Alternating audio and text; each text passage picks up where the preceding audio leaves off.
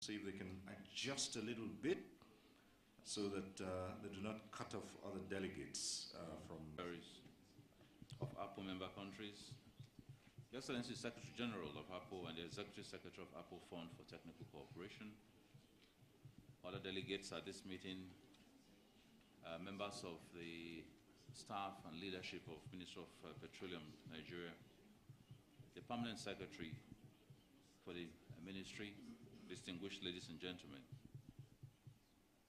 First, let me thank all of you for attending this meeting. I'm quite enthused by the level of attendance, and this is probably one of the largest number of ministers that will attend an APO meeting.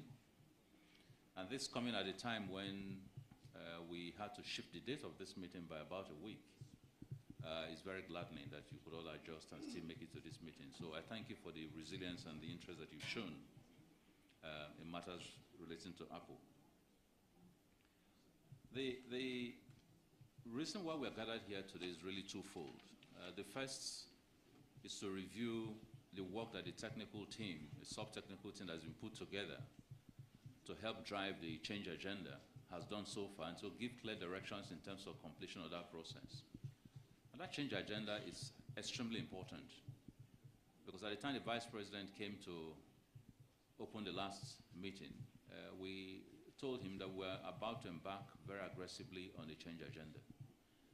And I'm sure he'll be looking to see what we've achieved and how we're driving this. That change agenda is going to take off with all the momentum associated with it, most effective immediately. And preparatory to that, Council of Ministers in Luanda, and followed up by the meeting and also in Chad.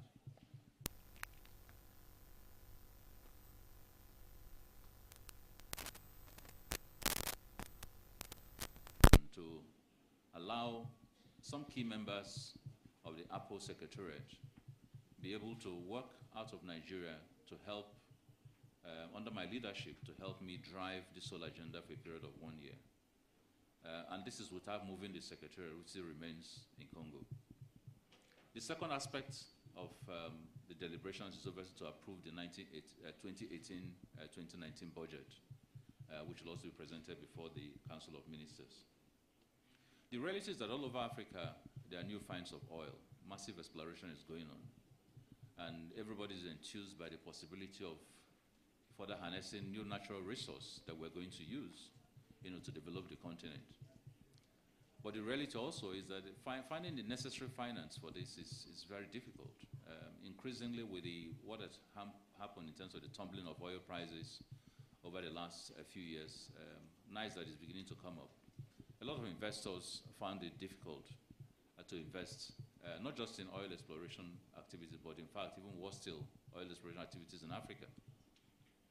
And so the only way growth will happen in this sector in the whole of Africa is an interdependence approach. All of us must be able to hold hands and find a way of supporting one another in terms of the research, in terms of internal investment potentials and capabilities, and help to drive a process. But more fundamental, we also must be in a position to have a lot of best learning from some of the 3 or 4 major producer countries that have been in this for quite a long time as the new ones are coming on board. So we're therefore having to juxtapose the rising profile of African oil production with the level of responsibility required for purpose of integration to enable us to achieve the objectives that we have.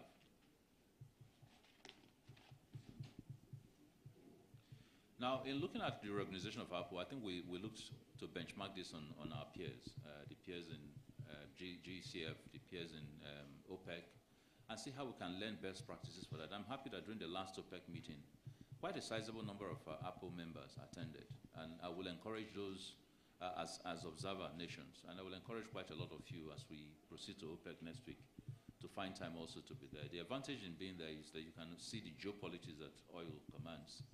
And I think OPEC over the last 1-2 years has done an outstandingly phenomenal work in being able to rebet the organization. So if there's any way you need to look for guidance in terms of what you need to do to move this organization forward, I don't think you need to look any further than what is happening in OPEC over the last 2 years after following the last resurgence. So I do extend the Secretary General's invitation to a lot of you who are in a position to attend the meetings in Vienna, which are beginning next week. Let me start by saying that today there are about 3 personalities that are also key, other than my co-ministers in Apple. First, of course, is the President of the Federal Republic of Nigeria, who, like you know, was first a petroleum minister and then became head of state and still doubles as a petroleum minister. So he has a very lucid eyes into what is happening in the petroleum industry and expects us to deliver the very best results, both in terms of transparency and growth in this sector. But then you also have the Vice President, Professor Osibanjo, who first is an erudite lawyer and sat on the hems, really, of the one that was considered the most dramatic professional change in the legal profession with the work he did as Lagos State Attorney General before he became Vice President. But today he's also head of the economic team, so invariably does have a secondary supervising look at anything that has to do with the economy, petroleum being one of those. And so when I invited him and began to get a sense that he may not be able to make it, I had to blackmail him a little bit.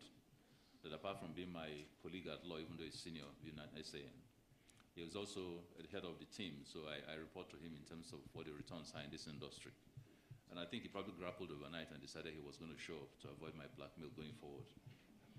But the nice thing about his attendance is that he understands the sector. He's worked closely with me in this sector. Most of the policies you're seeing us enunciate have gone through the Economic Council that he heads. So he's right on top of things. You can't put wool over his eyes. My only worry with inviting him twice in a row is that he's also a taskmaster. And so I'm sure down there, he's a very technology-driven vice president. I'm sure down there in his iPad, he's probably noting the promises we're making today so they can hold me to ransom in 1 year's time. I love the fact that he's coming. I'm consoled by the fact that by the time we have to do another one, it won't be in Nigeria, and I won't be inviting him, so that the need to account to him will obviously be limited. But I can assure you that every month he's going to ask me what has happened with the promises, how far have you gone with Apple. They have led the change process in Nigeria, and fairly substantially, successfully. So, Mr. Vice President, I thank you very much for taking time out to come. Thank you very much, my brothers and sisters, for being present here. God bless you all.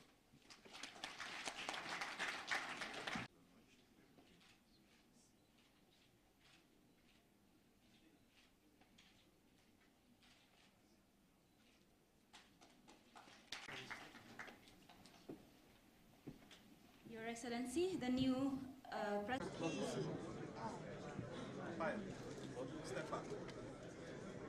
We offer excellent service. Our rooms have all the necessary facilities to make your stay comfortable and memorable. You will also have access to internet service, breakfast, 24-hour power supply, full air condition, free international calls, free tire pumping service, and free car battery charge. So what are you waiting for? Quickly visit First View Luxury Hotel. We are located at #1 Adelino Bamishile off Raji Rasaki Road, First Estate, Amuwo, Odofin Start, Lagos. For more information or reservation, please call us on 08075787135 or 08099900601. You can also take advantage of our online ongoing promo at www.firstviewhotel.com to make your reservation and payment for your favorite room, which attracts a discount rate. Please note, rooms are reserved based on first come, first serve. First View Luxury Hotel. Experience the home of comfort. They come.